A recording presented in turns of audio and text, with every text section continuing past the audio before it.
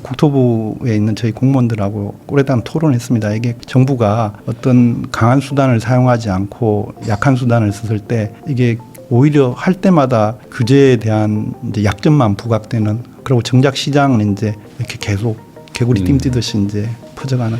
이번에는 좀 풍선 효과를 차단하기 위해서는 풍선 효과 가능성 있는 연접 지역까지도 전부 이제 한 번에 다 묶어서 규제 지역과 토지거래 허가 구역을 지정하면 그런 이제 풍선 효과들이 차단되지 않을까, 그런 생각이 가장 강했습니다.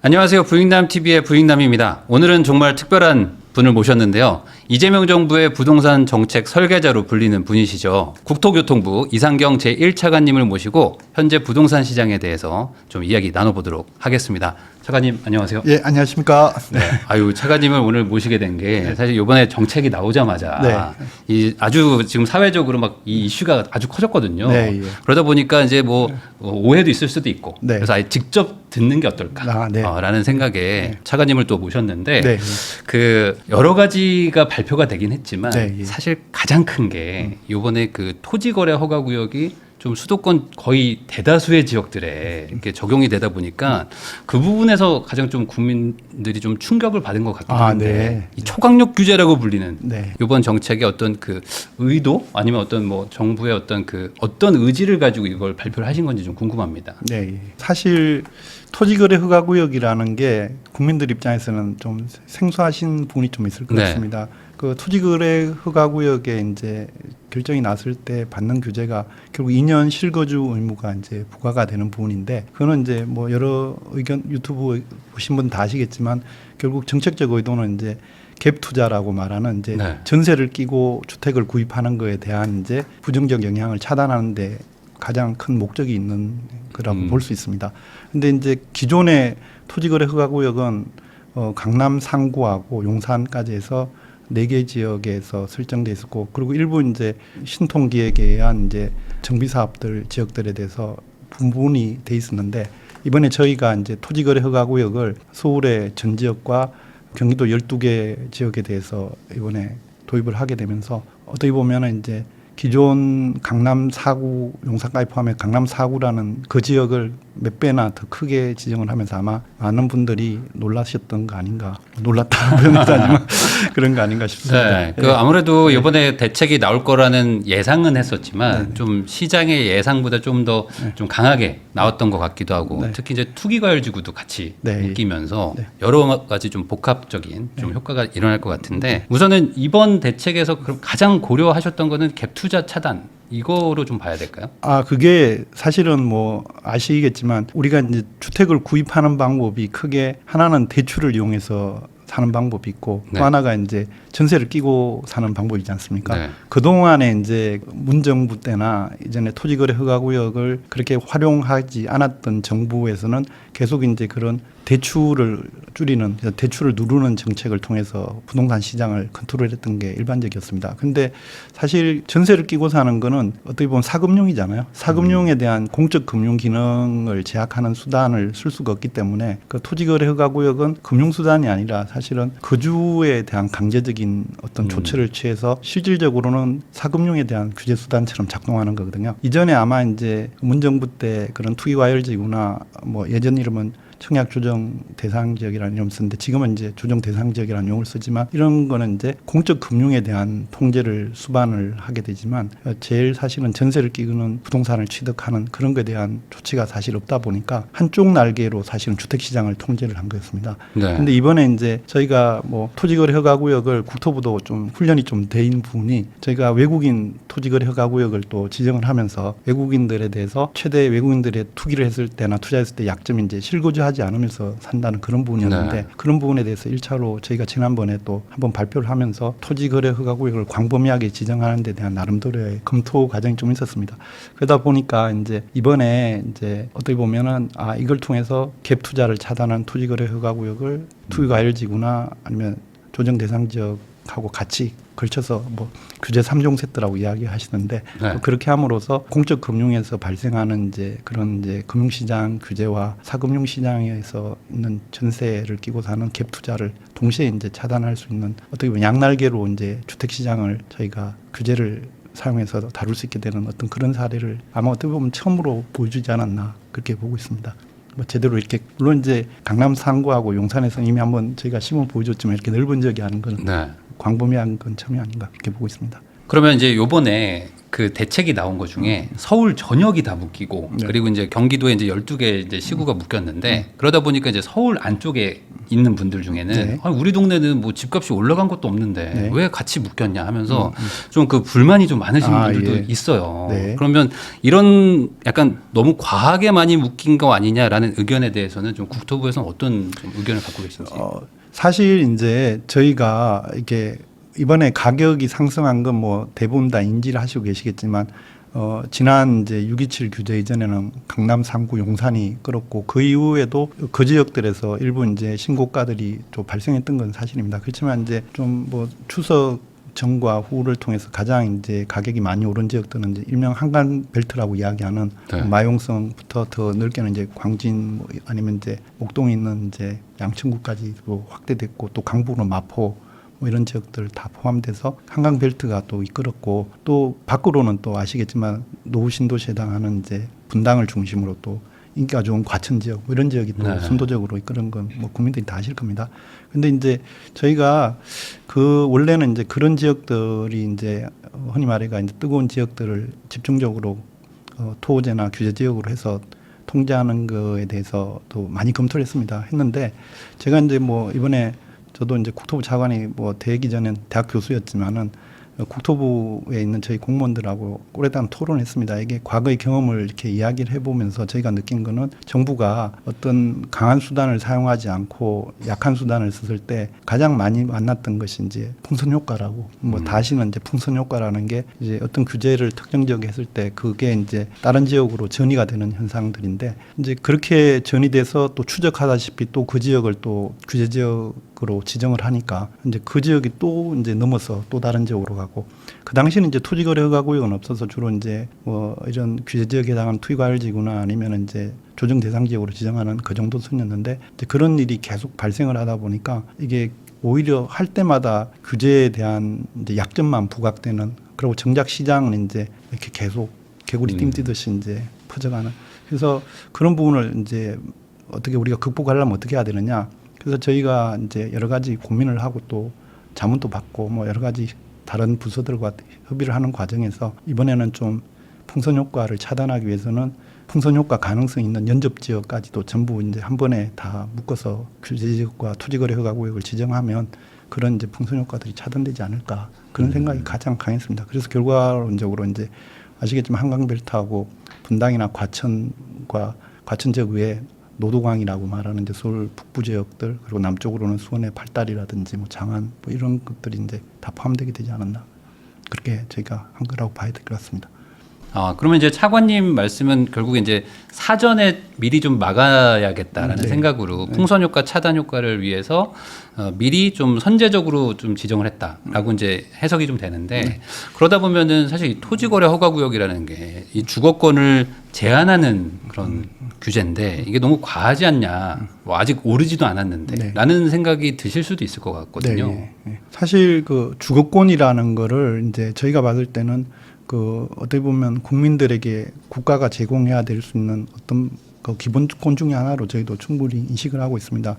보통 이제 우리가 주거에 대한 어떤 일정 정도의 만족을 드리면서 또 주거에 대해서 어떤 행복감을 느끼고 또 그걸 통해서 인생에 대한 어떤 만족감을 느끼는 거 국민 모두가 가져야 될 권리라고 보고 있고 또 그게 또 주거권이라는 거로 이제 우리가 일반적으로 지칭될 수 있다고 보고 있는데 근데 이제 저희가 토지거래 허가구역을 지정하거나 아니면 뭐 규제 지역도 마찬가지지만 그 경우에서는 이제 다양한 이제 규제가 주어지게 됩니다. 뭐 대표적으로 뭐 규제 지역에서는 각종 이제 대출과 관련된 규제 그리고 이제 분양과 관련된 규제들이 다 주어지고 그 토지거래 허가구역은 앞서 말했지만 일단 구매를 하는 과정에서 실거주라는 걸 동반하게 되니까 국민들이 분명히 이제 그 부분에 대한 압박을 느낄 수밖에 없고 극단적으로 말해서 내가 집을 샀는데 내가 내가 거기 들어가서 살든 안 살든 그거 나하고 무슨 왜 국가가 관계하느냐 뭐 이런 식으로 이제 말할 수 있는 뭐 분들도 계시고 한 건 사실입니다. 그렇지만 이제 저희가 생각하는 거는 그런 주거권의 일부의 어떤 제약이 주어지더라도 만약에 좀 더 반대로 생각을 해서 우리 주택 가격이 지금 어떻게 보면 특정 지역을 중심으로 폭등을 하고 그게 풍선 효과로 퍼져나간다든지 이렇게 됐을 때 국민이 있게 되는 이제 어떤 스트레스나 불만 이거는 저희가 봤을 때 주거권 제약에 따른 부분보다 훨씬 강하게 다가가지 않을까 그런 거를 저희도 면밀하게 같이 비교를 해봤습니다. 했을 때 이 조치가 이제 계속 뭐 영구적 조치가 아니기 때문에 주거권이란 건 또 계속 거주하면서 앞으로 계속 또 누려야 될 권리고 그 주거권을 어떤 침해하는 요소가 어떤 가격의 폭등이나 아니면 앙등에 의해서 내가 행복하게 살 권리가 오히려 침해된다 그러면 국가가 나서서 그런 거를 지켜줘야 되는 것도 또 하나의 또 역할이라 보고 주거에 대한 불편이 좀 초래되더라도 저희가 가격을 안정화시킨다 그러면 오히려 그걸 통해서 더 주거권에 대한 이제 권리를 지키는 역할이 되지 않을까. 그렇게 해석하고 이번에 적극적으로 나서게 됐습니다. 그러면 이번에 토어제 구역 내에서는 이제 전세가 있는 물건, 뭐 임차인이 있는 물건은 사실상 매매가 금지가 되기 때문에 이제 거래가 된다면은 실거주자가 그 집을 사서 거주를 하게 되잖아요. 그럼 거기에 있던 전월세 매물이 하나가 사라지는 효과가 납니다.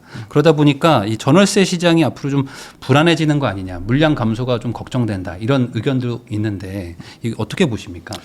사실 이 문제를 이렇게 그냥 뭐 지금 말씀하시듯이 그런 단편적 시각으로 보자면 이제 그런 말씀을 하시는 분들이 저희 주변에도 좀 계신 건 사실입니다.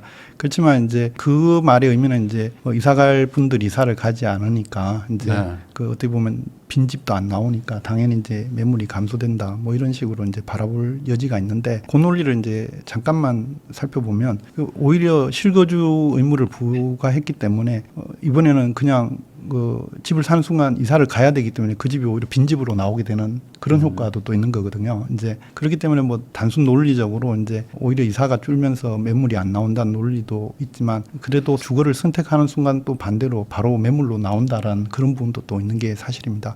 그래서 그런 이제 단순한 논리를 비교하는 거는 좀 제가 볼 때는 뭐 아주 이제 너무 논리적인 측면이 강하고 오히려 저희는 데이터에 근거해서 좀 시장을 살피고 있었습니다. 그러니까 과연 이제 저희가 앞서 이야기했듯이 강남, 상구하고 용산 지역에서 그러면 이제 전세 물량이 어떤 변화를 하고 있는가 이미 규제 지역을 일찍부터 하고 있어가지고 저희가 데이터를 살펴보니까 그런 이제 뭐 가격과 뭐 둘 다 측면이 있겠죠. 가격 측면하고 매물 측면을 이렇게 살펴봤는데 오히려 저기 강남 상구보다 주변 지역이 이제 가격이 좀 더 높은 경향을 보였고 그리고 이제 전세 매물도 그런 어떤 주변 지역보다 큰 변화를 겪어서 뭐 확 떨어진다든지 뭐 이런 식의 현상 나타나지 않았습니다. 그래서 저희가 봤을 때는 너무 그렇게 막 직접적으로 해석하는 건 좀 더 데이터적 관점에서 보면 너무 이렇게 부정적 시각을 바라보는 게 아닌가 그렇게 보고 있고 그리고 이제 오히려 저희가 이제 국민 여러분들이 대부분 느끼겠지만 이제 전세하고 월세하고 비교하는 게 아마 더 이야기되는 것 같습니다. 무슨 말이냐면 이제 전세가 잘 안 나오니까 결국 다 월세로 살아란 말이냐 뭐 이런 식으로 이제 바라보는 분들이 많은데 사실은 이건 어떻게 보면 저희 규제와 직접적 관계된다기보다 아시겠지만 우리나라에서 이미 전세 월세화는 계속 일어나고 있었던 현상입니다. 이게 특히 이제 전세 사기가 이제 시장을 크게 보면 이제 그런 이제 비아파트 시장들 그러니까 뭐 다세대라든지 빌라와 같은 아니면 좀 더 나가서는 오피스텔까지 포함한 비아파트 시장들하고 아파트 시장으로 나눠볼 수 있는데 비아파트 시장이 이제 전세 사기에 집중 대상이 되면서 어떻게 보면 비아파트에 사시던 분들의 상당수는 이미 월세 시장으로 전환을 해버렸고 그 이제 그런 측면 때문에 전세에 대한 선호가 저소득층 가구들에서는 이미 너무나 이제 전세 사기에 대한 스트레스나 압박 때문에 지금 굉장히 약해진 상태입니다. 그러니까 전세 수요 자체가 옛날보다 많이 줄었다 이렇게 봐야 되는 상황인 거죠. 이제 그렇고 이제 아파트 같은 경우도 이제 사실 보면 이제 일반적인 그분하고도 관계되는 게 그 계약갱신권이 행사되지 않습니까? 그러다 보니까 이게 예전에 문정부 때나 그때하고 달라지는 환경이 기존에 2년 거주하시던 분들은 한번 또 2년 갱신을 청구해서 5% 가격 인상 범위에서 또 거주할 수 있는 권리가 있고 신규로 진입하시는 분들에 대한 가격적인 스트레스를 좀 주는 그런 경향이 있거든요. 그렇지만 이제 상당수가 또 제자리에서 계속 사시는 분들이 있어서 예전에 그런 이제 제도적 장치가 계약갱신권이 없던 시절과 다른 지금 환경이 지금 완전히 전환이 되고 있습니다. 그러다 보니까 전세 시장에서 이제 뭐 가격이 뛰거나 뭐 이렇게 매물이 부족하다는 단순 논리는 옛날 그런 제도가 갖춰주기 전에 그냥 일반적으로 말했던 논리 부분이라서 그런 시장을 바라보는 시각도 좀 변화가 있어야 되고, 그리고 이제 월세화가 진행되는 요인은 뭐 이번 규제와 관계없다고 제가 말씀드린 게 또 큰 부분이 이제 세금과 관련된 부분도 일부 있습니다. 제가 아시겠지만 3주택자는 이제 보증금을 전세 보증금을 이제 간주 임대를 해서 소득세를 부과를 하는데 또 26년 이후에는 또 2주택자도 그렇게 되고 있습니다. 그러다 보니까 집주인 입장에서도 이제 보증금을 많이 받는 뭐 전세 이 부분이 말 그대로 뭐 세금적 혜택이 주어지지 않는 그 다주택자 특히 전세 물량을 많이 그동안 시장에서 내놓는다 봤는데 이분들 입장에서도 굳이 내가 월세로 하지 전세로 해서 뭐 자금을 관리할 이유도 많이 사라지게 된 거죠. 그러다 보니까 전세 시장이 수요자 측면에서도 이제 그런 앞서 말했던 그런 요소들에 의해서 줄어들고 있고, 또 공급자 측면 또 월세화 시장에서 오히려 더 이익을 취하는 게 낫다고 하는 그런 측면들, 특히 이제 공급 논리에서는 뭐 대부분 국민들이 이번 부동산 가격 앙등이나 뭐 폭등까지는 아니지만 어떤 그런 베이스가 됐던 게 금리나 기대감이 있었잖아요. 그러다 보니까 이제 그런 금리나 기대감이 있는 데서 공급자들의 행태를 살펴보면 금리가 낮아지면 그 전세로 해서 돈을 굴려서 이익을 취하기가 쉽지 않기 때문에 또 월세화가 또 나타납니다. 그러다 보니까 앞서 말했던 이제 수요 측면 또 전세 시장에 대한 선호도 뭐 여러 가지 이유로 사라지고 또 공급자도 이런 이유로 줄다 보니까 전세라는 시장이 이제 급격하게 이제 월세화로 진행되는 분이 현재 시장에서 나타나고 있는 상황이다. 이렇게 보면 저희가 이제 뭐 이런 3중 규제라고 하는 이런 규제를 했다고 해서 갑자기 이 시장이 월세화를 가속화시키는데 뭐 영향을 주고 시장에까지 영향 줬다고 너무 그렇게 규제에 대한 어떤 뭐랄까 흔히 말해 돌을 던져서 이제 규제를 이제 이거 죄인처럼 만드는 그런 시각은 그런 장기적 추세에서 본다면 제가 봤을 때 아주 작은 부분이 아닌가. 뭐 작다는 표현은 좀 애매하지만 그 정도로 비판받을 정도의 어떤 뭐 상황은 아니라고 저희는 판단하고 있습니다. 오히려 이제 그런 어떤 추세와 트렌드에서 발생하고 있는 부분이 시장에서 미치는 부분이 크기 때문에 이번 규제는 오히려 시장에서 그 시장 가격이 주는 스트레스 부분을 제거를 함으로써 되지 않은가 그렇게 보고 있고, 가격과 관련해서도 뭐 이렇게 보면 가격이 높은 지역이 전세가가 높은 지역이 많습니다. 근데 지금 오히려 가격을 저희가 안정화시킨다면 전세가도 떨어질 가능성이 같이 동조화가 되면 있지 않은가 그런 기대도 사실 좀 가지고 있습니다. 그래서 긍정적으로 봐주시면 뭐 좀 그런 측면을 좀 더 볼 수 있지 않을까 그렇게 보고 있습니다. 그러면 이번에는 요걸 한번 좀 여쭤보겠습니다. 네. 결국에 이번에 12개 구에다가 서울 전역이 이제 지정이 됐지만 그 추가로 더 확대 지정이 되느냐 이 부분도 지금 약간 논란이거든요. 왜냐하면 이번에 빠진 지역들도 있고 그런 곳으로 또 풍선 효과가 일어난다면은 또 어떻게 되느냐 이 부분도 좀 궁금합니다. 사실 정책을 저희가 발표한 지 뭐 이렇게 며칠 되지 않다 보니까 그렇죠.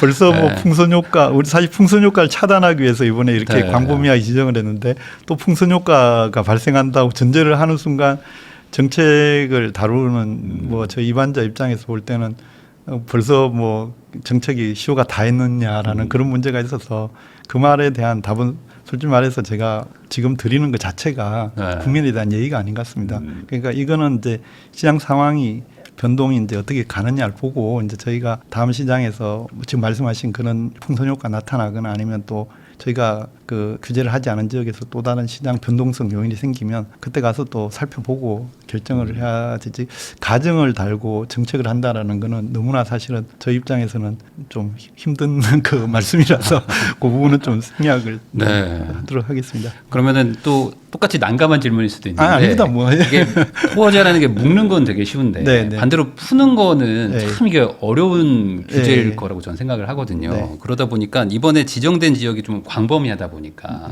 어느 정도 좀 가격 안정 효과가 나오면 예고된 기간보다 훨씬 조금 더 짧게 좀 조기 해제가 가능한지 이 부분도 아마 궁금해하실 것 같아요.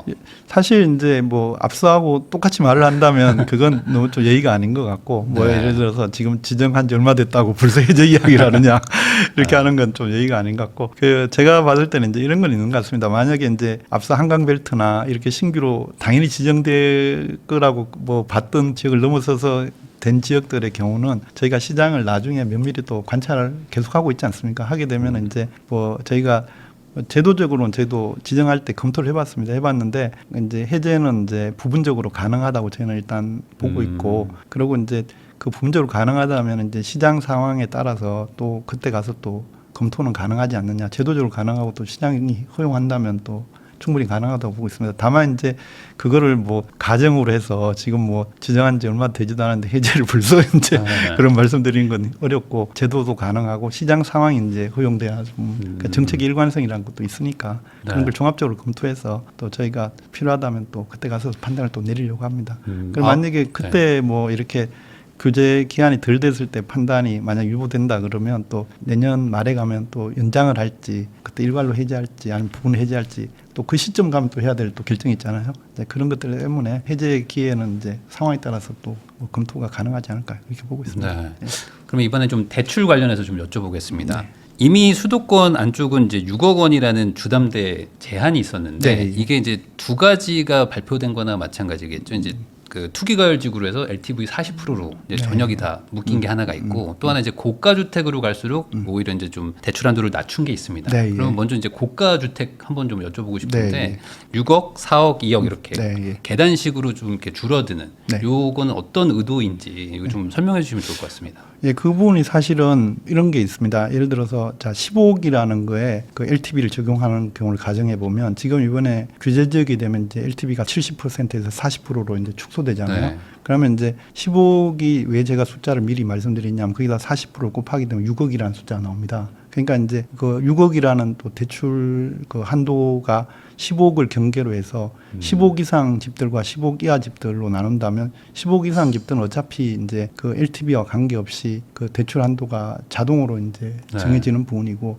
15억 이하는 이제 오히려 이제 6억보다 적은 이제 LTV 규제를 받아서 금액이 더 줄어들 수 있는 그런 상황 뭐 단순 계산해 보면 바로 나오는 과정인데 그러면 이제 저희가 만약에 그런 이제 15억을 중심으로 해서 판단을 한다면 고가주택이라고 좀 전에 말씀을 하셨는데 15억 이상 주택에 대해서 이제 그럴 수 있는 방법은 예전 문정부 마지막 무렵에 했던 15억 이상을 0%로 그랬지 않습니까? 일괄로. 그러니까 아예 대출을 안 하는 방안이 이제 과거의 경험을 갖고 있고 한데 저희가 이렇게 봤을 때 물론 이제 이런 금융과 관련된 건 저희 부서 소관이 아니라 아시겠지만 금융위 소관이긴 하지만 금융위나 저희가 이제 시장을 바라볼 때는 문정부에서 지금 이 정부까지 벌써 한 4년 가까이 시간이 흘렀고 그렇다 그러면 주택 가격이 그동안 상승을 했을 때 당시에 15억이라는 돈은 지금 주택 가격이나 물가를 고려하게 되면 20억이 이미 넘은 거라서 15억을 0으로 만든다 그러면 굉장히 이제 광범위한 주택들에서 대출 규제가 들어가는 이제 그런 부분이 발생을 하기 때문에 숫자로 이렇게 과거 문정부 시절에 15억을 바로 매칭하는 거는 좀 한계가 있다는 게 먼저 말씀드리고 싶고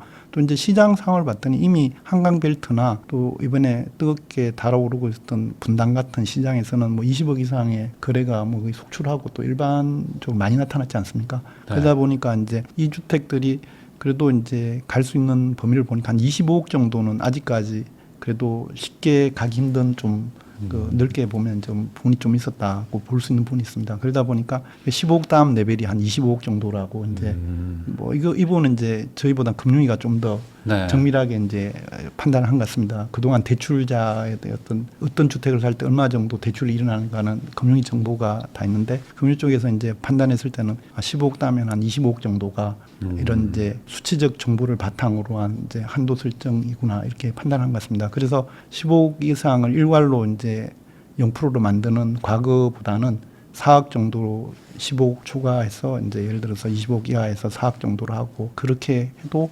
대출을 활용하는 쪽에서는 일정 정도 흔히 말해가 이제 규제 효과가 발생할 것 같고 25억 이상에 대해서는 4억으로 하는 건 뭐 현금 동원력이 좋으신 분들한테는 좀 영향이 좀 적으니까 앞서 말했듯이 25억을 설정을 한 다음에 이제 그 경우는 좀 더 강해 주자 해서 2억 정도로 줄이는 그런 과정으로 해서 아마 그렇게 만들어진 걸로 저는 이제 알고 있고 또 그렇게 보고 있습니다. 네. 그럼 이제 고가 주택은 그렇게 계단식으로 좀 줄였는데 그럼 반대로 15억 이하인 곳들 중에는 이번에 투기과열지구로 묶이면서 LTV가 이제 40%로 일괄 적용이 되다 보니까 기존의 6억보다도 더 낮아지는 그런 곳들도 꽤 많아졌거든요. 그렇죠. 지금 말씀하신 대로 저희가 유튜브까지는 아니지만 저희가 규제를 발표하기 전에 상당수 신문에서는 6억이 아니라 4억까지 떨어진다는 그러니까 일괄 다 4억으로 그렇죠. 한다. 4억까지 떨어진다는 이야기도 있어가지고 근데 이제 저희가 이제 왜 이제 뭐 6억에서 4억까지를 그렇게 결정을 하지 않았느냐. 뭐 이것도 이제 금융위 결정이 좀 더 강한 편이지만 저희도 의견을 이제 서로 교환을 하면서 그런 이야기를 했었습니다. 뭐냐면 우리 서울에 이미 평균 주택 가격이 10억에 도달을 했는데 네. 이제 4억까지 대출한다라는 거는 어떻게 보면 국민 여러분들이 이제 고가주택에서 어떤 규제를 하는 거는 그 해당자가 적지만 피라미드 구조잖아요. 가격이 낮은 주택은 그만큼 또 주택 소유자가 많이 해당되기 때문에 4억까지 할 때는 정말 그 어떤 보면은 주거 사다리라고 말하는 이제 내 집을 갖는 소망을 가지신 많은 분들이 그래도 열심히 모아서 대출을 끼고 살 수밖에 없는데 네. 그런 어떤 집 하나를 마련하기 위해서 정말 열심히 사신 분들에게 너무나 이제 또 일부 그런 가혹한 부분이 있을 수 있습니다. 그래서 저희가 이제 아래쪽에서는 LTV 규제로 하고 그런 4억이라든지 이런 한도를 설정하는 건 좀 너무 영향이 세기 때문에 LTV를 그대로 유지를 하자 이런 식이었는데 그렇다고 LTV를 저희가 뭐 35% 신문 나오는데 그렇게 낮춘 건 아니잖아요. 네. 그대로 40%를 했는데 뭐 계산을 해보면 아시겠지만 이제 뭐 결과론적으로 10억 주택은 이제 4억으로 자동 줄게 되고 이제 네.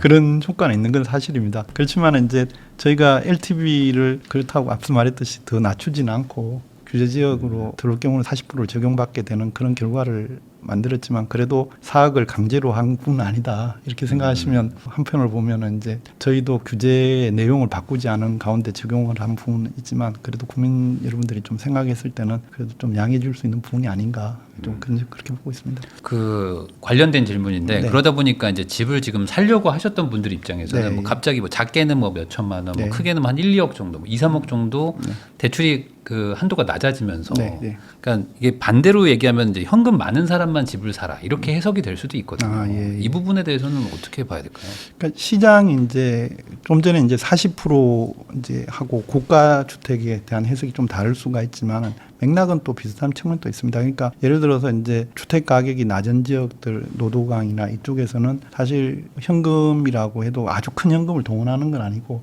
이제 오랫동안 모았던 돈과 대출을 활용해서 네. 하는 부분에서 이제 제약이 생겼기 때문에 몇 천만 원, 뭐 1, 2억 정도도 굉장히 큰 돈이 될 수가 있고 저희가 이제 앞서 말했던 고가주택에서의 LTV라는 거는 큰 의미를 사실은 가지지 못하게 예를 들어서 뭐 25억 하는 분한테 금융적 제약이라는 거는 간단한 이제 제약은 아니고 좀 다르게 다가갈 수 있는 측면이 있기 때문에 해석은 좀 다를 수 있지만 저희가 봤을 때는 어쨌든 현금을 동원력이 좋은 분이 사실은 이제 그런 분들이 이런 규제 상황에서 주택을 어차피 규제 사각지대에 놓이신 분이잖아요. 관계 없잖아요. 극단적으로 말해서 내가 돈이 많다 그러면 규제와 관계없이 집을 살 수 있는 거고 현금으로만 사면 뭐 다 그렇죠. 살 수 있죠. 다만 이제 그 뭐 현금을 양을 지금 말했듯이 내가 가진 현금은 요거밖에 없는데 그나마 대출을 딱 맞춰놨는데 그게 딱 40% 되는 순간 그러니까요. 5천만 원 1억도 이렇게 막 내가 빌려야 된다 이럴 때 못 빌리게 됐다는 데 대한 아쉬움은 분명히 있는 것 같습니다. 근데 또 한번 생각해 보면 이런 부분이 또 있습니다. 뭐냐면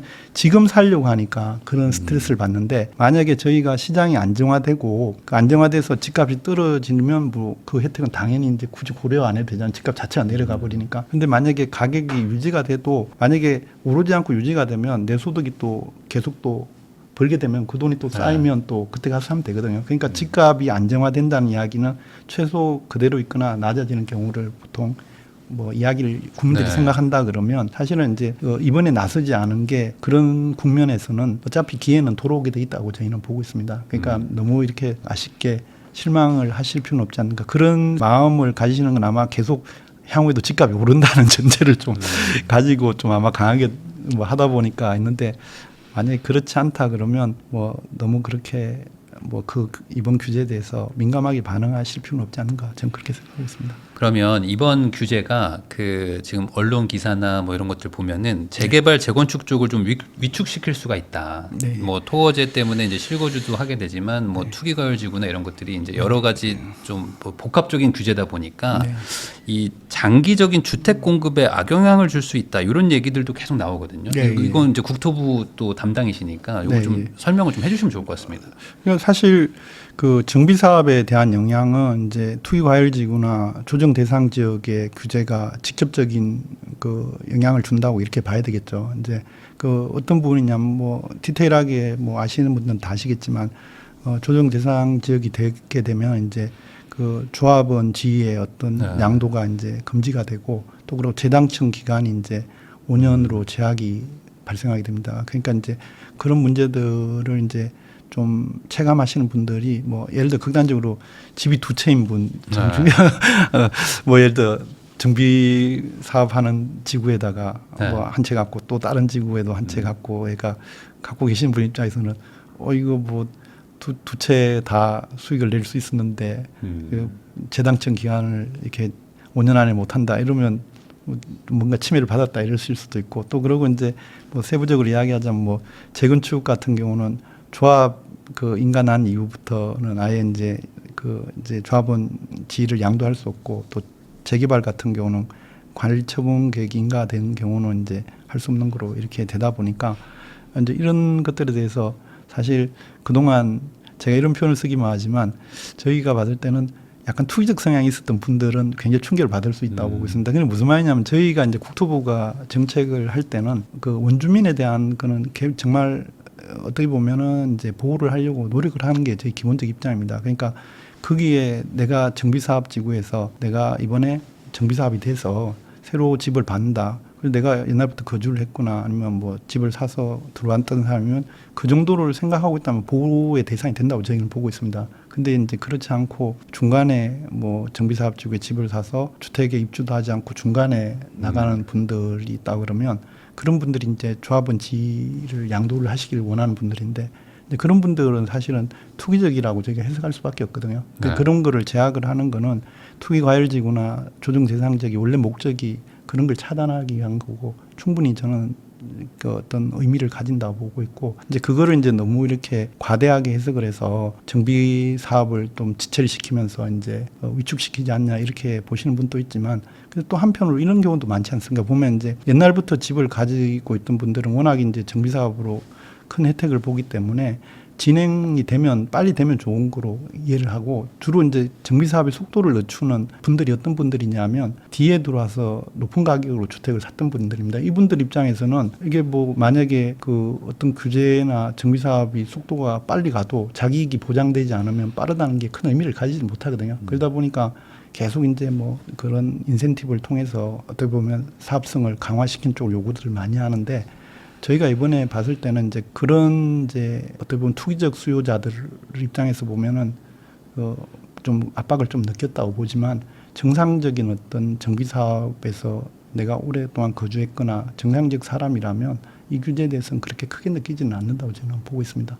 다만 이제 일부 이제 피해가 있을 수 있는 분들은 이제 선의 피해자로 이야기하는 뭐 직장을 이제 옮기게 된다든지 뭐 여러 가지들 이제 그런 상황들이서 있지만 그거는 이제 아시지만 예외를 다 허용을 해주잖아요. 예외 조항이 있긴 하죠. 네. 근데 이제 그래서 그게 뭐 피해라는 표현을 쓰긴 뭐하고 이미 그건 어느 정도 예외를 해주기 때문에 또 그런 문제에 대해서는 또 충분히 용인되지 않을까 그렇게 보고 있습니다. 그러면 이번에 좀 이거 한번 좀 여쭤보겠습니다. 네. 차관님 최근에 그 공급 얘기가 나올 때 네. 좀 비아파트 쪽 공급 얘기를 좀 하신 게 있어요. 네, 안 그래도 어저께 뭐 신문 보신 분들은 알지만 제가 답심 내에 있는 오피스텔을 방문을 해서 이제 현장을 체크를 했었습니다. 그게 이제 저희 97 대책에서 나오는 주요 대책이 그 매입 확약을 해서 임대주택을 확보하는 방안인데 뭐 신축이죠. 이제 저희는 이제 신축 대상으로 해서 매입 확약을 걸어서 하는 뭐 일명 신축 매입 확약 임대주택 뭐 이렇게 이야기를 하는데 이제 그런 이제 주택을 방문을 해서 잘 되고 있는지 이번에 한번 체크를 했고 그게 아마 신문에 보도된 걸 또 보신 분들이 좀 있는 것 같습니다. 네. 그 이쪽으로 좀 약간 주력을 해서 우선 단기적인 공급을 비아파트 쪽에서 해결한다 이렇게 좀 해석을 해도 될까요? 그래서 이제 저희가 이제 주택의 유형별로 보게 되면 아파트가 공사 기간이 뭐 3년 이상 걸리는 거로 일반적으로 받아들여지고 있고 비아파트 중에서도 이제 아파트에 가까운 유형들은 뭐 2년이 갈 수도 있고 1년 반이 갈 수도 있는 예를 들어 오피스텔 같은 형태들. 근데 그보다 이제 좀 심플한 형태인 이제 도시형 생활주택이나 아니면 뭐 빌라라고 속칭 이야기하는 뭐 다세대 뭐 이런 아니면 일반 이제 빌라 타입의 이제 주택들 같은 경우는 이제 좀 더 기간 더 짧을 수가 있거든요.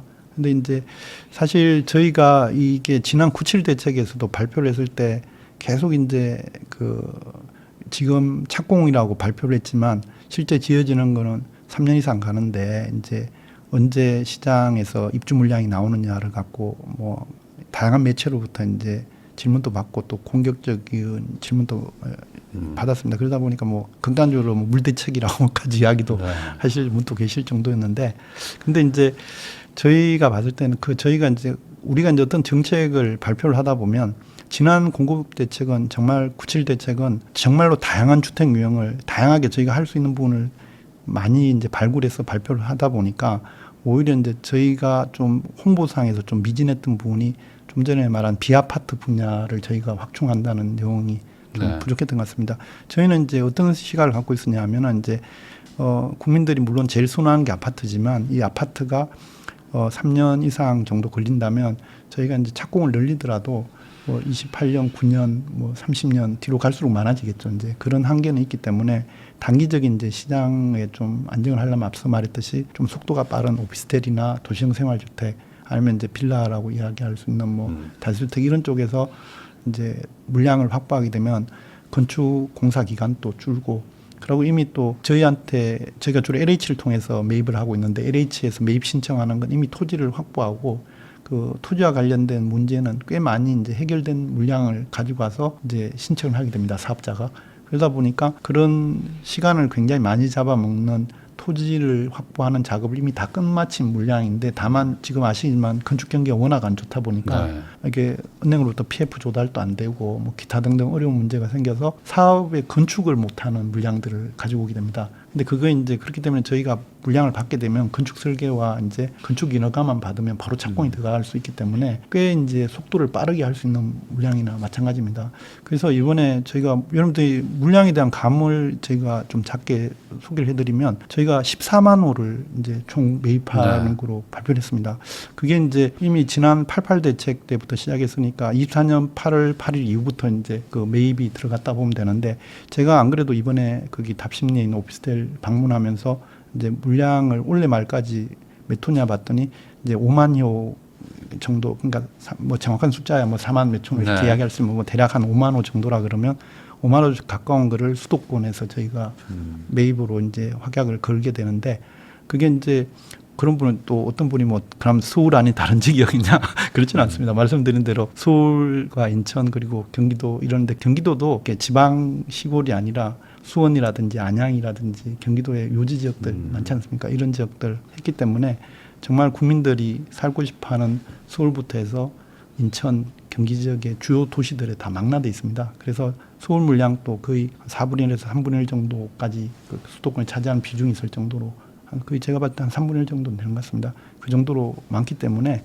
생각보다 굉장히 저희가 빠른 속도로 물량을 지금 확보해 나가고 있습니다. 착공을 굉장히 빠르게 이제 해서 그걸 입주로 전환을 하게 되면 그래도 이제 26년 말부터 27년 걸쳐서 이제 물량이 이제 저희는 나오기 시작한다 보고 있기 때문에 입주 절벽이라고 이야기하는 그 단기적인 거를 그런 이제 비아파트 물량으로 어느 정도 해줄 수 있지 않느냐.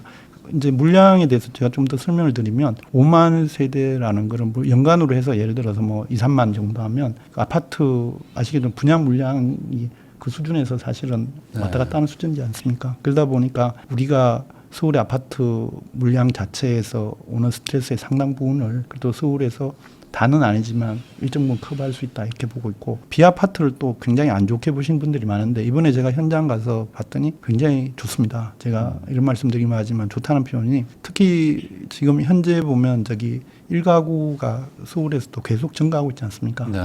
그렇지만 이제 1인 1가구고 2가구까지 확장하면 지금 뭐 비중이 이미 3, 4인 가구를 넘어설 정도로 비중이 올라가고 있는데, 그 작은 주택이지만 그게 다양한 시설이 갖춰져 있다 그러면 제가 볼 땐 굉장히 양질의 주택인데, 그 오피스텔이나 도시형 생활주택이 요즘은 이제 그런 주거 수요를 만족하는 거로 이제 되고 있고, 저희가 매입 확약을 걸 때 설계를 매입한 LH가 그런 주택의 양질의 수준을 올리기 위해서 그런 규모나 그런 이제 기능을 갖도록 설계를 하고 있습니다. 지금 1인 가구나 좀 그렇죠. 2인 2인 가구도 충분히 그 예를 들어 이번에 방문한 게 전용으로 오피스텔이면 56제곱미터 정도 됐는데 그 정도면 가서 보면 알겠지만 방 2개고 화장실도 2개입니다. 그리고 이제 거실도 있고 그러면 이제 사실은 1, 2인 가구가 뭐 살 수 있는 주택으로는 거의 뭐 밖을 봐도 이제 별동 아파트처럼 보이고 네. 충분히 이제 양질의 주택이 될 수 있는 부분이 있기 때문에 아파트가 아니라고 해서 뭐 그 정도를 보냐 이렇게 보는 건 좀 너무 선입견이 강한 생각이고 그래서 제가 봤을 때는 1, 2인 주택은 저희가 비아파트 시장이 또 청년층이라든지 신혼부부까지도 흡수할 수 있다 그러면 꽤 많은 부분을 저희가 이번 조치를 통해서 확보해 나가지 않을까 그렇게 보고 있고 다만 이제 아파트를 고집하시는 분들의 입장에서 보면 이제 약간 또 그런 비판적 시각을 가질 수 있지만 거꾸로 보면 아파트의 경쟁 입주자들을 저희가 비아파트에 흡수하는 효과가 있잖아요.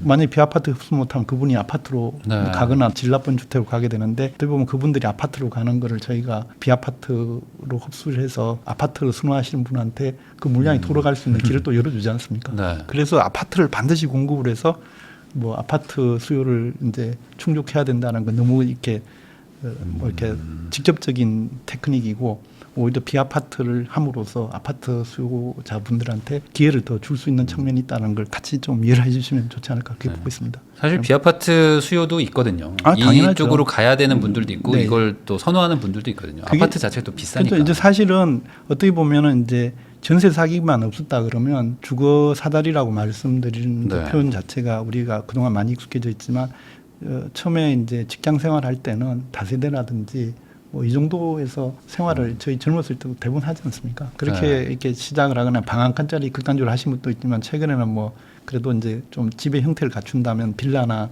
이제 다세대에서 보통 시작을 하게 되는데 그 시장이 사실은 전세 사기로 인해 가지고 타격을 받아 가지고 어떻게 보면은 지난 2, 3년간 시장이 거의 망가지다시피 해놓으니까 거기에 대한 부담이 꽤 있었습니다. 그게 이제 전세가 특히 거의 사라질 네, 정도로 맞아요. 하다 보니까 그 시장 기능을 제대로 못하는 부분이 있었는데 만약에 이제 저희가 그래도 중간자 역할을 하는 이제 도시형 생활주택과 오피스텔은 저희가 공공이 나서서 그런 이제 전세 사기로부터 시장 망가지는 걸 일정 정도 네. 살려준다 그러면 그 시장을 먼저 살리고 저희가 물량 비교를 했더니 제일 많은 게 이번에 매입한 물량 중에 오피스텔이 제일 많고요. 그리고 이제 도시형 생활주택, 이제 빌라 같은 게 빌라가 비중이 제일 적긴 한데 그래도 저희가 순도적으로 공공이 시장을 안정화시키는 부분이 있기 때문에 뭐 차후에는 이제 빌라 쪽도 안정화된다 그러면 충분히 이제 그런 망가졌던 시장들이 또 다시 살아날 수 있는 어떤 기반은 만들어주지 않나 그렇게 보고 있습니다. 그리고 아파트에 대해서도 사실은 저희가 그동안 그 아파트 시장이라고 이야기해야 되나요? 좁게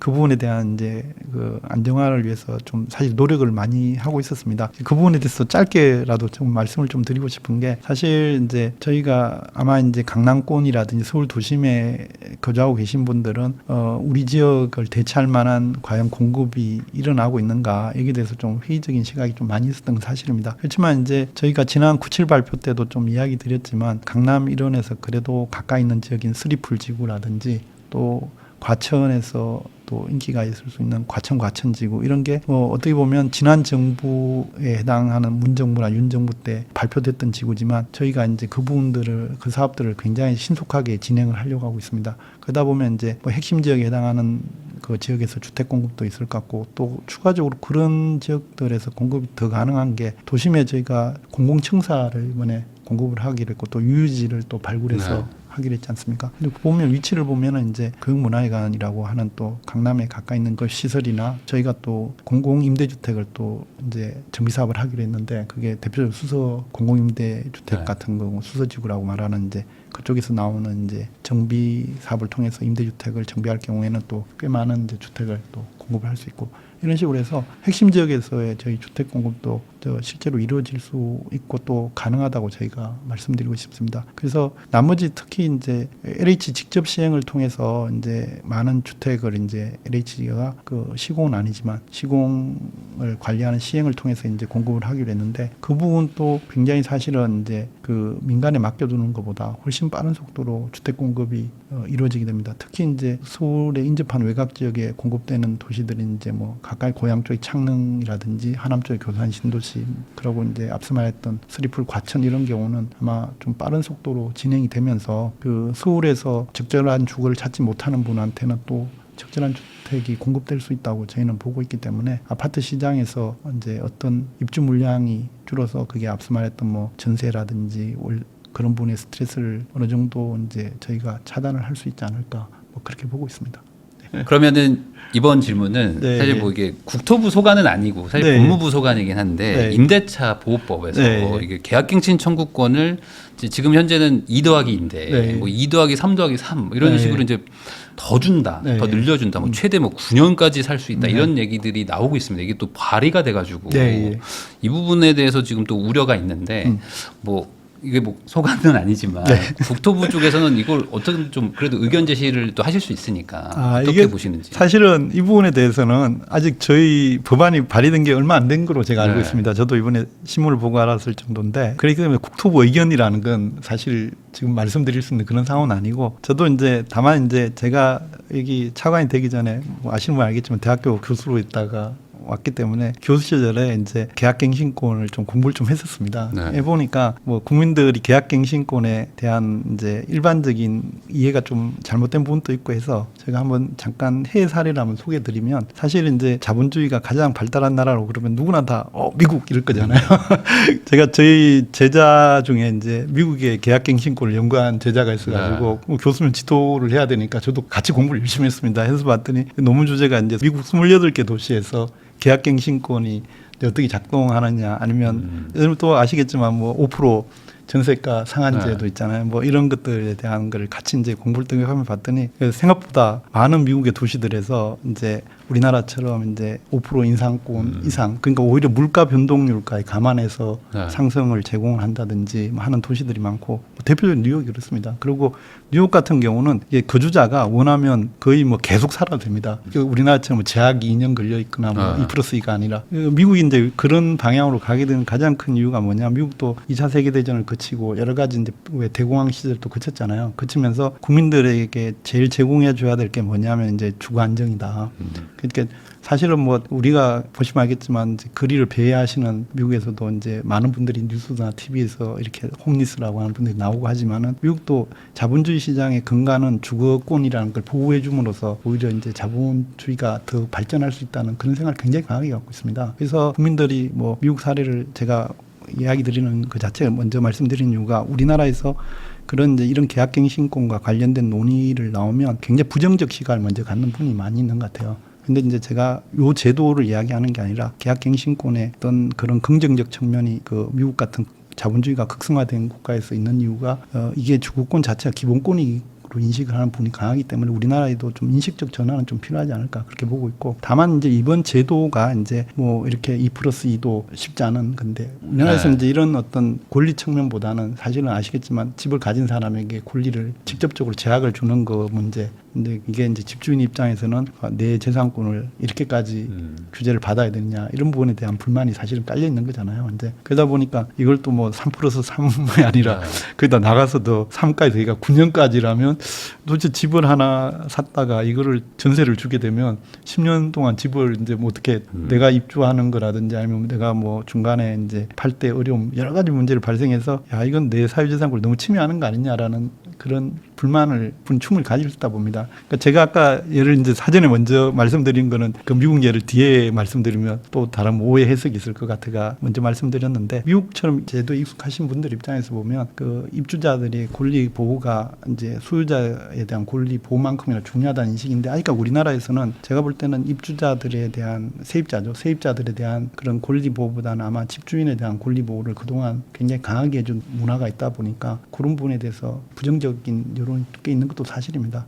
다만 이제 저는 이제 이건 볼 수 있다 보는 게 전세나 월세를 포함한 어떤 이런 이제 집을 민간에서 나올 때는 그분들은 대부분 다 자기 집 있고 여분으로 또 한 주택을 가지고 있는 경우가 있지 않습니까? 그런 분들이 대부분 다 전세로 내놓거나 월세로 내놓기 때문에 사실 직접적인 재산권에 대한 침해를 빼면은 어떤 면에서 보면 자기 어떤 주거권을 직접 침해하는 건 아니라서 그 만약에 이제 전향적으로 봐서 이제 향후에 이제 우리 사회가 이 주거권에 대한 또 세입자에 대한 보호가 강해진다 그러면 뭐 2+2가 아니라 좀 더 이제 갈 수도 있지 않을까라는 거는 이제 개인적인 생각이고 그런 이제 어떤 그런 측면에서 의원님들 중에서 또 주거권을 강하게 생각을 하거나 또 세입자 보호에 대해서 강한 생각을 가지신 분들은 아마 이제 이참에 선진국도 그렇게 하고 있는데 우리라고 못할 게 뭐 있냐 뭐 이런 식으로 나오신 분도 있지 않는가 그렇게 보고 있습니다. 저는 이제 이거 앞서 말했지만 저희 국토부라는 건 국토부 입장이라고 묻는 건 제가 절대로 아니고 국토부 소관은 아니니까 그렇죠. 제 소관도 아니고 제가 말씀드린 거 제가 이제 교수 시절에 이 문제에 대해서 고민을 할 때 그런 이야기를 한 거고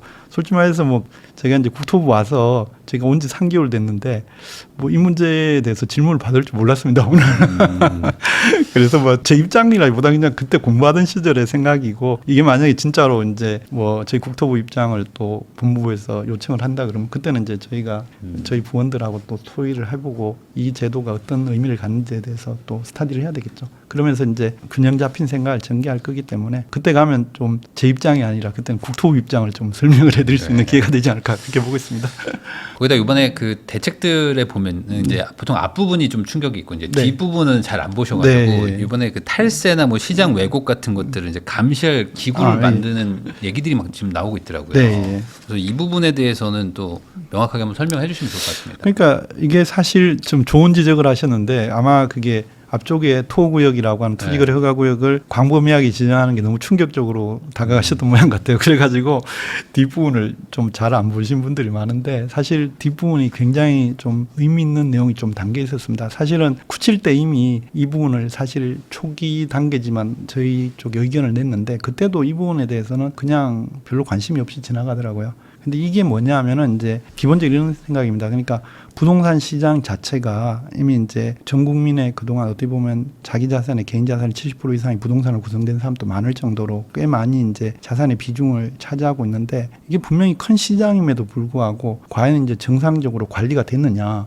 이 문제는 사실은 어떻게 보면 이번이 아니라 이미 역대 문정부 때도 질문이 나왔고 뭐 여러 정권 때마다 사실 조금씩 언급은 됐었습니다. 그 이유가 왜 나오냐면 이게 이제 주시장 같은 경우는 이제 워낙 자본주의에 꽂히다 보니까 이제 시장 교란이나 가격 왜곡을 시키거나 가격에 대해서 우리가 뭐 장난을 치거나 아니면 또 뭐 가격을 갖고 이득을 취하는 각종 뭐 투기적 행위들에 대한 규제가 굉장히 강해서 국민들은 당연히 주식시장은 그런 거 하면 안 된다.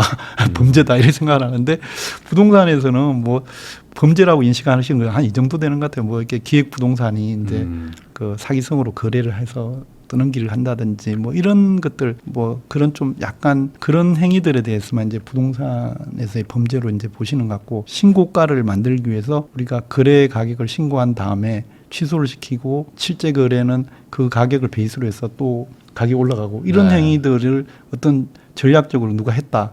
그러면 이게 과연 범죄일까 아닐까 이런 거에 대한 의식이 그동안 굉장히 약했던 것 같습니다.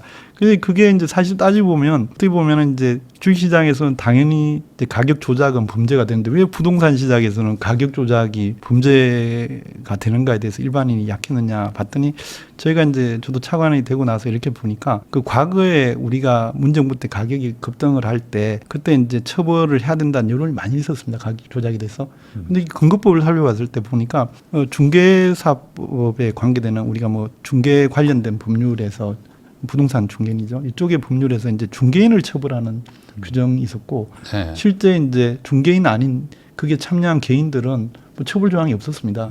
그러다 보니까 또 여러분 아시지만 부동산 중개인은 훨씬 더 노련하게 좀 시장에 접근하잖아요. 그러다 보니까 이제 그런 이제 행위들을 하더라도 기술적으로 많이 작동을 시키다 보니까 그거를 이제 저희도 조사를 해서 의혹이 갔지만 경찰청에 의뢰를 해도 그 부분에 대한 이제 접근이 범죄 행위화해서 처벌하거나 이런 게 좀 쉽지는 않았습니다.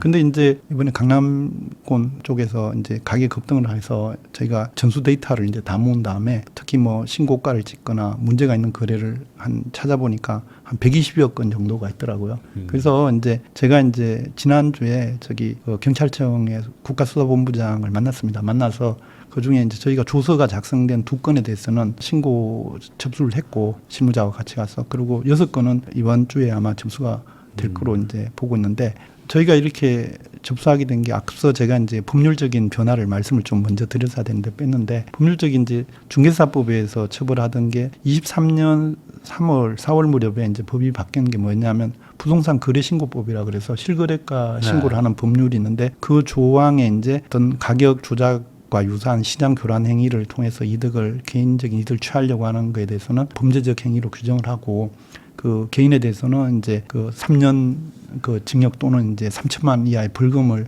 중개사가 아니라도 이제 부과할 수 있는 거로 이번에 그 이미 2년 전에 규정이 됐었습니다. 근데 그 이후에 사실 국토부가 뭐 그동안 아시겠지만 윤 정부가 가격이 또 낮았다가 또 올라가는 과정이 있어가지고 그런 부분이 부각이 덜 됐었는데 저희가 이번에 조사하게 된 거는 이제 뭐 그렇다면 일단 조사를 한 다음에 처벌 규정도 생겼으니까 한번 조사를 해서 나오면 그 법에 근거해서 수사 의뢰를 하자 이렇게 결정이 나서 저희가 앞서 말했던 8건에 대해서는 부동산 거래 신고법에 근거해서 경찰청에 수사 의뢰를 했던 거였습니다. 그래서 이제 수사본부장님과 이제 이런저런 이야기를 하면서 어떤 저희하고 이제 공감대가 그 맞춰졌냐 하면 여러분도 아시겠지만 전세 사기에 대해서 경찰청도 그동안 고생을 많이 했습니다. 전세 사기라는 건 누가 봐도 국민에게 피해를 많이 줬고 뭐 빌라왕 뭐 각종 왕자가 막 붙어 있었잖아요.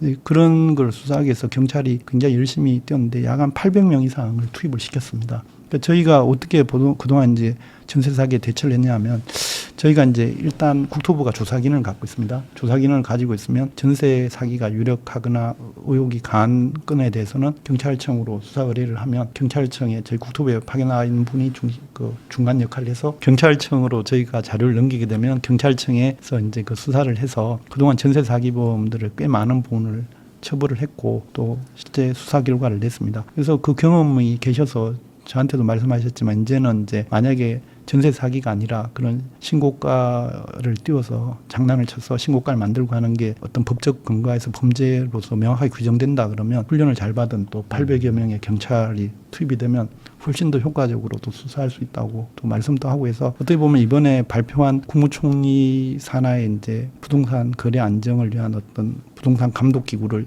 설치하기 이전에 그런 큰 변화가 그동안 저희하고 경찰청 사이에 있었던 게 먼저 말씀드리는 게 이해를 도울 것 같고 이번에 발표된 건 문건을 보시면 아시겠지만은 그 시장을 감독한다고 해야 되나 그 기능을 하는 부동산 감독 기구를 이제 범정부 차원에서 설치하자는 게 핵심이고 그렇게 되면 이제 그동안은 이제 사실은 앞서 이야기했듯이만 저희 국토부 같은 경우는 부동산 소비자 보호기획단이라고 그래서 일종의 이제 조사 기능이 강한 건 있었습니다. 근데 저희가 특사경이라 그래서 경찰과 같은 권리를 원래 갖는 거를 저희가 없었는데 이제 특사경 기능을 당연히 이제 저희도 복원을 시키고 그러고 이제 앞서 말했던 그 기구가 만들어지면 이제 그 기구에 참여를 하게 되고 또 그러고 이제 저희뿐만 아니라 조사와 이제 수사 기능을 갖는 게 아시겠지만 이제 그 국세청이 당연히 있고 또 그러고 금융위가 있지 않습니까? 네. 그래서 국세청, 금융위, 저희 그러고 경찰청이 하게 되면 그게 만약에 이제 단일한 기구 안에서 이제 활동을 하게 되면 뭐 극단적으로 이야기하자면 만약에 가격 띄우기를 뭐 시도를 하는데 금융적인 뭐 거래 행위 없이 그냥 숫자만 신고했다 이런 경우는 당연히 이제 금융위에서 나서서 할 거고 또 그러고 변칙 정렬을 통해서 이제 만약에 이제 가격 조작을 시도했다라는 게 예를 들어서 뭐 아들이나 손자한테 정여 행위를 통해서 신고를 하지 않은 상태에서 거래가 일어날 경우에는 그것도 이제 국세청이 나설 수가 있게 되잖아요. 그래서 만약에 감독기구가 출범하면 훨씬 더 아마 그런 부분에서도 강하게 이제 조사가 들어갈 수 있지 않는가. 그러면 이제 장점이 될 수 있는 게 아마 이제 저런 게 되겠죠. 이제 어떤 면에서 보면 이제 주식시장처럼 이제 시장 투명성이 강화되지 않냐. 투명해지면은 이제 그만큼 조작 행위도 줄어들고 그렇게 되면 이제 또 국민들이 이제 거래 가액에 대해서 또 신뢰가 생기고 그러다 보면 너무 이렇게 막 사실은 그 상당수 가격이 조작된 가격이 있다는 건 꽤 많은 국민이 알잖아요. 이제 그런 행위들이 줄어들면 시장의 건강성, 건전성이 이제 강화되면서 부동산 시장도 또 새로운 이제 또 하나의 또 시장으로 진입하지 않을까. 기대하고 있습니다. 네, 그러면 이게 좀 어렵게 느껴질 수가 있으니까 예를 들어 무슨 지역방 이런 데서 네네. 우리 아파트 누가 18억에 파냐고 20억엔 팔아야죠. 막 이런 얘기들 막 하거든요. 아 예. 이런 게 이제 리딩방이라고 그러나요? 아니 그냥 이제 동네방이죠. 동네방입니까? 무슨 방, 뭐 동대문 방 뭐 이런 건데 네, 이런 데서 아니 우리 아파트 왜 이 가격이냐 뭐 이렇게 하시는 분들이 사실 엄청 많아요. 아니 왜 이렇게 싸게 팔았어? 이런 얘기가 사실은 이게 그럼 이게 시장 교란으로 봐야 되는 건가요 이게?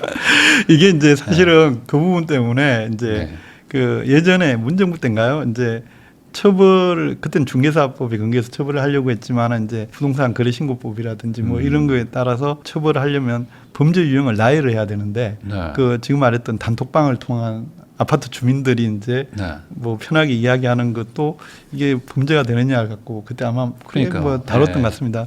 그렇지만 이제 어떤 이런 이제 범죄라는 거는 우리가 막연하게 수사는 가능하지만 또 그게 이제 검찰이 또 나중에 기소도 해야 되고 또 그게 또 재판을 통해서 형사처벌이 이루어지는 거기 때문에 막연하게 어떤 거를 지금 제가 말씀드릴 수가 없습니다. 그러니까 포괄적으로는 이제 가격에 대한 행위를 하는 거는 이게 이제 어떤 조작이라는 거의 근거가 이제 신고를 통해서 그래 신고법이니까 신고를 엉터리로 해서 조작을 한 근거가 되는 경우인데 그런 경우는 신고 행위가 없이 이제 뭐 그냥 이렇게 뭐 의견 제시 정도 뭐 이렇게 이야기를 한다는 거는 그래 신고법에 근거해서 뭐 할 수 있느냐 저도 잘 뭐 제가 이제 법률 전문가가 아니라서 판단하기 애매한 부분이고 그래서 아마 이제 그런 것들이 처벌 대상이 되려면 명확하게 되려면 나중에 이제 그런 것까지 감안한다면 그 법률적 근거에서 그런 처벌 행위가 법률적으로 좀 더 명확하게 다뤄져야 되지 않을까 뭐 그런 생각이 들고 그래서 이제 이런 감독 기구가 작동을 하려 그러면 감독 기구의 설치 근거가 해당되는 법적인 이제 근거도 저희가 마련해야 되고 앞서 말했듯이 그러면 어떤 행위가 이제 부동산 시장에서의 이제 범죄적 행위가 될 수 있느냐 이 부분에 대한 정의도 또 내려져야 되겠죠.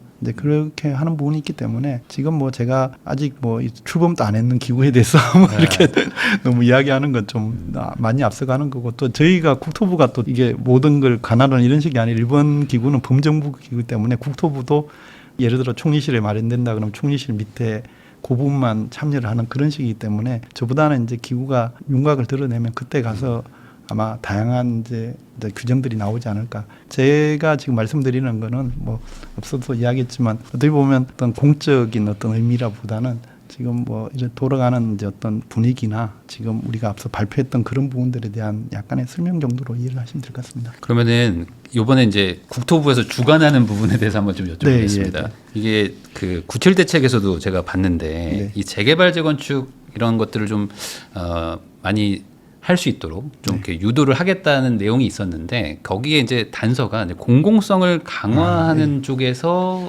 이걸 기반으로 한 어떤 공급 이런 내용들이 있어가지고 이 공공성 강화한다는 얘기를 이제 시장에서는 이렇게 되면은 뭐랄까 뭐 기부 체납이라든지 이런 것들이 늘어나면 아예 또 공급 속도가 더 느려지는 거 아니냐 이런 우려가 있거든요. 이게 어떤 의미로 이게 작동을 하는 건지 좀 말씀해 주시면 좋겠습니다. 그래서 저희가 97 대책에서 이제 공공성 강화라는 표현을 쓰는데 그거에 대해서 또 오해가 많이 계시더라고요. 이제 보통 일반인들이 느꼈을 때 공공성을 강화한다면 당연히 지금 말씀하시는 임대주택을 기부 체납하는 걸 이제 많이 생각하는데 그 이제 97 대책을 자세히 보신 분들 알겠지만은 저희가 말하는 공공성 강화라는 거는 민간 시장을 사실은 지원하거나 정비 사업이 제대로 작동하지 않는 부분을 활성화시키는 데 초점을 맞춘 표현이었습니다.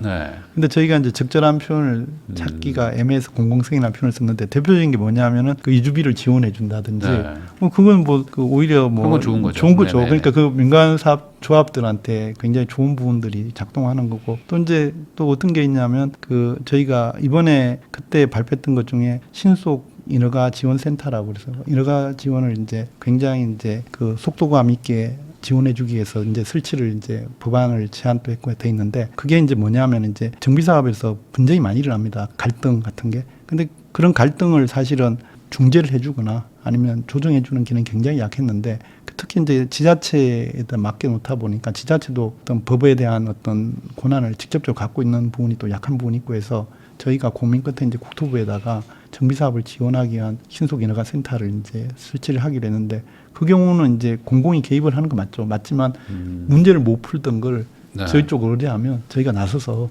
타협도 하게 하고 이렇게 어떻게 보면 문제가 되는 걸 또 저희가 해결도 해주고 뭐 그렇게가 도와준다는 겁니다. 그러니까 지원 의미로 공공성을 강화한다는 그렇죠. 그 예를 들어서 저희가 무슨 기능을 했냐면 국민들이 잘 모르셔서 그런데 제가 위원장으로 있는 PF 조정위원회라고 하는 게 있습니다. 그게 뭐냐면 이제 부동산 PF가 그동안 문제가 많이 되다 보니까 공공과 민간이 참여하는 사업들 중에 뭐 계속 뭐 굉장히 많은 갈등 요인이 발생을 해서 그냥 두면은 사업이 굴러가질 않습니다. 근데 저희가 이제 PF 조정위원회를 통해 가지고 프로젝트 파이낸싱 사업들을 이제 사실 조정을 많이 해줬습니다. 그래가지고 사업이 굴러가지 않는 사업들을 해줘서 그 사업의 총 금액으로 치면 수십조 원을 도와준 겁니다. 건수로는 그 워낙 사업 규모가 크기 때문에 뭐 몇 건만 해도 몇 조 원을 도와주는 셈이잖아요. 그래서 이제 그런 경험을 저희가 그동안 사실은 국토부가 굉장히 축적을 많이 했습니다. 지금. 그래서 이번에도 이런 노하우를 좀 살려서 정비 사업에서도 문제가 되는 거를 저희가 그 해결을 해주면 훨씬 더 이제 속도가 빨라지지 않냐. 저희는 뭐 인허가를 단순하게 법률에서 지원하는 걸 법률적으로 도와주는 것보다 훨씬 더 그게 도움이 된다 보고 그런 의미에서 이제 공공성을 좀 강조를 했는데 오해가 있고 또 하나는 또 어떤 게 있었냐면 저희가 이제 공공정비 용적률을 인센티브를 줬습니다. 1.3배까지 지난 발표 때. 그 이제 그 부분 또 오해가 많이 계시더라고요. 민간은 인센티브 안 주고 왜 공공만 주냐 뭐 이렇게 가지고 뭐 하는데 그게 이제 공공성을 나타내는 대표적인 케이스인데 뭐냐면 이제 정비사업 중에 공공한테 요청 들어온 사업은 사업성이 굉장히 낮은 사업들을 위주입니다. 참 뭐 돈이 되면 자기들끼리 다 알아서 하지 뭐 공공한테 의뢰를 잘 안 합니다. 근데 이제 공공한테 저희한테 의뢰가 오는 사업들은 근본적으로 사업이 잘 안 굴러가는 사업들이거나 좀 쉽지 않은 사업이 의뢰가 오는데 저희가 봤을 때는 그래도 공공이 정비 사업을 맡게 되면 용적률로 이제 발생한 이익을 그래도 뭐 기존의 규정대로 공공 기부채납은 당연히 뭐 같은 거로 발생을 하겠지만 그래도 안 되는 사업을 저희가 참여를 해서 하면 그 되게 만들 준잖아요. 그러면 이제 그게 무슨 공공이 들어가서 이제 기부채납을 해가 다 뺐으면 이런 개념은 아니지 않습니까? 안 되던 사업들 저희가 해주는 그런 거고 또 뭐 정비 사업의 또 다른 예지만 이제 또 이게 저희가 도심 공공복합 사업이라 그래서 그 공공도심 복합 사업 뭐 공도복이라고 하는 사업이 있는데 이 사업 같은 경우는 이제 아예 공주법을 걸어서 이제 정비 사업이 아니라 직접 이제 그 건축물이나 토지를 수용을 해서 그걸 이제 아파트를 만들고 이후에 또 현물로 아파트로 다시 건설이자 돌려주는 사업도 지금 꽤 많이 하고 있습니다. 이게 하면 서울 시내에서 지금 이미 이제 저희가 인허가 단계를 지나서 착공 단계로 이제 넘어가려고 하는 사업이 꽤 지금 나오고 있는데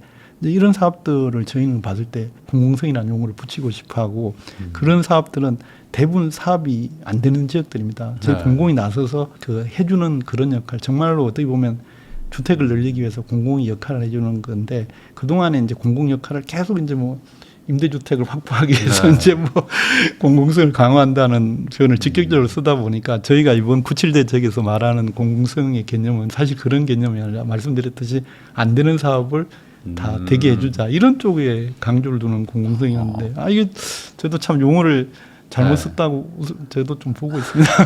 아니, 그 시장에서 받아들이는 거는 이제 뭐 설계에 막 간섭을 한다든지 아니면 뭐 임대주택을 더 줘라라든지 용적률 줄 테니까 뭐 임대주택 더 내놔 뭐 이런 느낌으로 받아들이는 게 많거든요. 근데 이번에는 좀 오해라는 거죠. 그러니까 저희가 이번에는 민간 쪽에도 굉장히 인허가를 단축시키기 위해서 뭐 15년 걸리던 거를 3년 정도 단축해서 12년 뭐 이 정도로 단축한다 이런 것들은 전부 다 저희가 법률적 개정을 통해 민간을 지원하기 위해서 다 하는 거지 않습니까? 그래서 이제 공공이 이제 앞서 말했던 신속지원센터, 인허가 지원센터라든지 아니면 공도복 사업이라든지 아니면 공공정비의 용적률 주고 이런 걸 가만히 살펴보시면 대부분 다 민간이 못하던 영역들이거나 민간이 사업을 기피하던 사업들을 대상으로 하는 겁니다. 그러니까 민간이 잘하고 있는 걸 우리가 들어가서 뭐 공공의 규제를 넣고 그런 개념이 아니라 외면받던 사업들을 전부 우리가 정부가 예산이나 어떤 주택기금을 동원하거나 아니면 LH의 사업 행위를 통해 가지고 사업을 지원하는 거기 때문에 저는 뭐 어떻게 보면 이번에 저희가 97 대책에서 말하는 공공성의 강조점은 그런 부분에다가 있는 거지. 뭐 민간에서 어떤 규제를 통해가 뭐 임대주택 물량을 확 받아내고 이런 개념의 공공성은 아니었습니다. 그러니까 조합 입장에서 보면은 사업성이 좀 훼손되기보다는 사업성이 개선되는 방향의 공공성 지원이라고 이해하면 될까요? 그렇죠. 그렇게 할 뿐만 아니라 도저히 사업을 끌고 나갈 수 없는 조합들 있잖아요. 도저히 우리는 사업성도 없고 우리가 관리해서는 안 되겠다. 이럴 때 이제 공공정비 사업으로 의뢰를 하거나 아니면 공도복 사업으로 전개한다든지 아니면 신속 지원센터를 통해서 문제를 의뢰하면 저희가 해주겠다는 그런 취지가 제일 강해요. 그 발표에 그 공공성 강화에다가 뭐 그 주석이 좀 있었어야 됐어요. 그러니까요. 그게 좀 있었어야 될 것 같습니다. 그러니까 그 단어가 기존에 받아들이던 거랑 좀 다른 의미로 쓰신 거예요. 맞습니다. 그러다 보니까 이제 이게 좀 저희는 아시겠지만 97 대책의 핵심은 어떻게든 서울 시내에서 주택을 많이 공급을 해주자는 게 목표가 있는 거잖아요. 그러니까 뭐 안 되는 사업을 되게 하지 않는데 목표가 있는 거지. 뭐 사업 잘 되고 있는데 그걸 압박을 주고 안 되게 만들자 이런 게 아닌데. 그럼 마지막으로 또 차관님 나와주셨으니까 이제 국민들한테 현 정부의 부동산 정책이 좀 어떤 방향이다. 앞으로 이제 5년이 남았기 때문에 이 방향성에 대한 설명을 좀 해주시면 좋을 것 같습니다. 그러니까 저희가 사실은 이건 뭐 어떤 면에서는 제가 개인적으로 말씀드릴 건 아니고 어떻게 보면은 우리 대통령께서 강조하시는 말씀을 제가 옮길 수밖에 없는 분도 있습니다. 그래서 그 부분을 좀 말씀드리면 사실 어떤 이제 부동산 정책이라고 하면 사실 주로 주택에 관련된 정책이고 그래서 저희가 목표로 하는 건 주거의 안정 이 부분이 이제 중요한 부분이고 또 한 부분은 몇 번 대통령께서 말씀을 하셨지만 과도하게 부동산 시장으로 쏠려 있는 이 자금들을 생산적인 분야로 전환을 해서 국민 경제 활력을 좀 더 이끌어내자 이런 부분이 사실 여러 번 매체에서 이야기를 하셨습니다. 그래서 저희도 주거 시장을 안정화시키고 부동산으로 과도하게 쏠려 있는 자금들을 생산적 부분인 뭐 주식 시장이라든지 아니면 기타 이제 직접 투자나 아니면 또 생산적인 분야로 할 수 있는 수단들이 만들어진다면 그쪽으로 이동시키는 게 굉장히 중요한 미션으로 저는 보고 있고 또 그렇게 가고 있습니다. 그렇다 그러면 이제 좀 좁혀서 주택 시장을 어떻게 안정화시킬 건가 이 문제에 대한 뭐 답을 좀 설명을 드려야 되겠지만 그것도 대통령 말씀을 그때 또 뭐 과도하게 해석할 필요는 없지만 보는 관점이 이제 공급과 수요라는 건 좀 다르게 이제 다가갈 수 있는 요인인 것 같습니다. 즉 뭐냐면 이제 부동산 시장에서의 공급은 굉장히 사실은 힘든 과정입니다. 그러니까 경직성이 강하고 수요는 사실은 정보를 받은 사람이 째깍째깍 반응하고 움직일 정도로 굉장히 지금 속도감 있는 시장으로 바뀌었거든요. 그러다 보니까 공급을 통해서 국민들께 어떤 저희가 주거 시장에서 주택의 안정화를 제공한다는 게 점점 쉽지 않은 형태가 되고 있고 저희는 이제 국토부가 갖고 있는 수단이 사실 공급 수단이잖아요.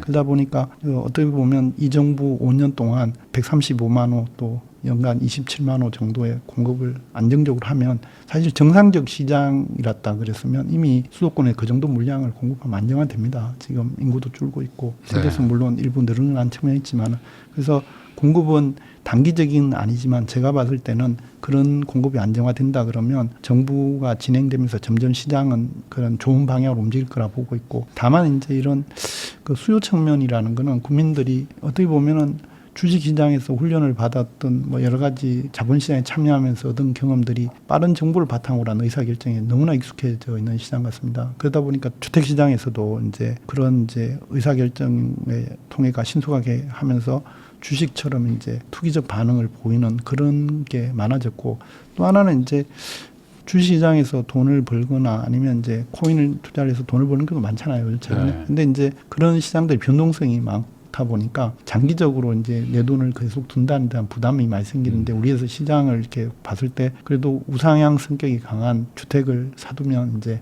나을 거다. 이런 식으로 내가 장기성으로 이제 취득해야 될 주택시장에 대한 오해가 많이 쌓였던 게 사실이고 저희는 이제 만약 주거 시장이 안정화된다 그러면 그런 이제 투기성 자금들이 더 이상 이제 주택 시장으로 들어오면서 또 주식이란 또 생산적 부분 아니면 뭐 다른 채권이라든지 다른 이제 금융권에서 제공하는 다양한 안정적 시장으로 흘러갈 수 있다고 보고 있고 또 그렇게 가야 된다 보고 있습니다. 또 그리고 제가 사실은 다른 매체에 갔을 때도 또 하나 강조드리고 싶은 게 저희 이 정부의 또 큰 부분이 왜 이제 수도권과 서울 지역의 가격이 이제 자꾸 이렇게 변동을 하느냐 아니면 또 그 변동이라는 게 올라가거나 또 아니면 이렇게 충격을 빠르게 받느냐 이런 문제에 대해서는 보시면 대부분 아시겠지만은 이게 과거하고 시장이 바뀌었습니다. 그 어떤 시장이 바뀌었냐면 이제 그 옛날에는 이제 지방 도시들이 경쟁력이 있었습니다. 있다 보니까 지방에서 대학을 나와서 그 지역에서 충분히 거주가 가능한 형태로 하면 직장도 좋은 걸 잡을 수 있었는데 특히 이제 동남권에서 양질의 직장이 많이 있었지 않습니까? 울산이나 뭐 부산도 그렇고 뭐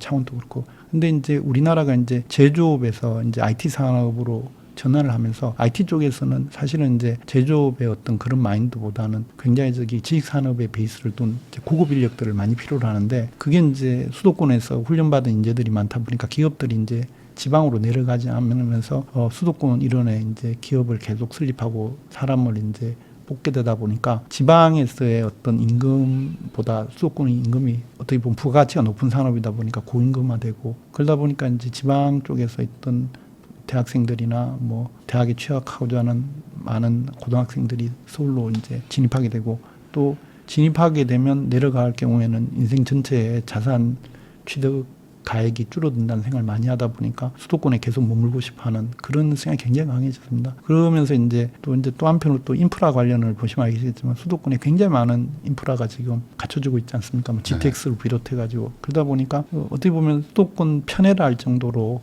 산업과 기반 시설이 지금 강하게 이제 수도권에 배정되다 보니까 어떻게 보면 그 더 좋은 시설과 더 좋은 일자리하고 또 계속 이제 신도시든 아니면 또 도심 정비 사업을 통해 더 좋은 양질의 주택이 공급되는데 어떤 국민이 서울이나 수도권을 떠나서 지방에 가서 살려고 네. 하겠습니까?